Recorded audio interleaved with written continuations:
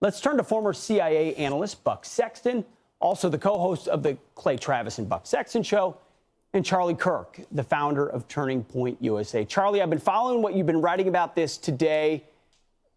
At what point did these revelations actually make a difference that this was a massive Watergate-style cover-up from the beginning inside our agencies?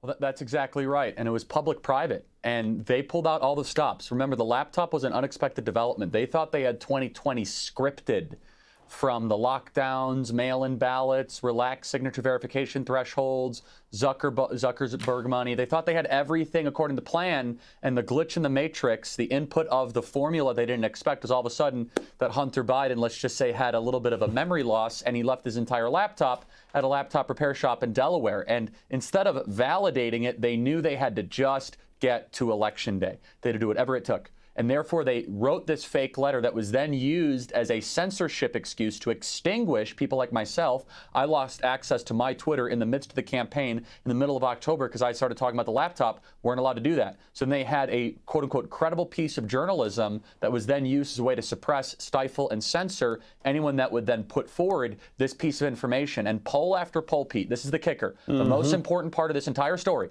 poll after poll shows that this information would have been decisive. Remember, Donald Trump fell behind in Arizona only by 9,000 votes. Georgia was like 8,000 to 15,000 votes. You know, Wisconsin was 20,000 to 30,000 to 40,000 votes. We're talking about on the margins of the margins. We're talking about less than 1% in the key battleground states. And this smoking gun 30 days out that could have swung swing voters was extinguished by our intel agencies, by Twitter, and by the people in charge. Will they ever be held accountable? That remains a mystery. And they planned for it, and they knew it, to your point, and they knew it would swing the election. That's election interference, if I've ever seen it. Buck, help us, bring us on the inside. You worked for Mike Morrell in the CIA. I mean, you know these guys. And he said, I did it because I wanted Biden to win the election. Talk to me about this.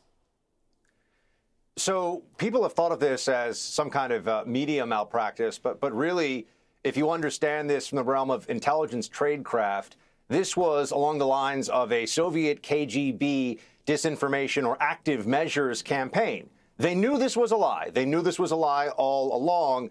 To the point Charlie just made, they understood that the election could well hinge on it.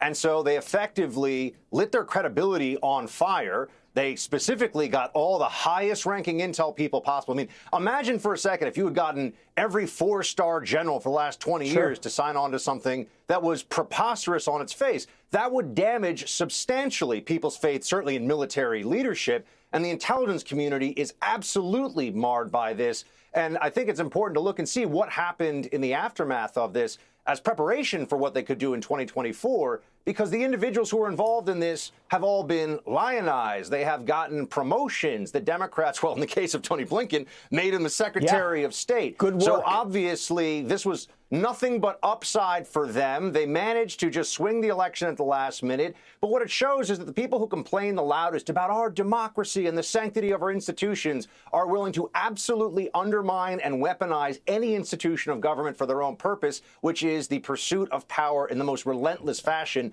So everyone needs to see this as a cautionary tale. Whoever comes forward in 2024 and says, oh, well, I was a senior this or a senior that in the intelligence community or anywhere else for that matter, are they lying to you? Are they active measures? Got to be ready for it because they pulled it off the last time. How can we believe them? You're both exactly right. Two great guests. Charlie Kirk, Buck Sexton, thank you both. Hey, Sean Hannity here. Hey, click here to subscribe to Fox News YouTube page and catch our hottest interviews and most compelling analysis. You will not get it anywhere else.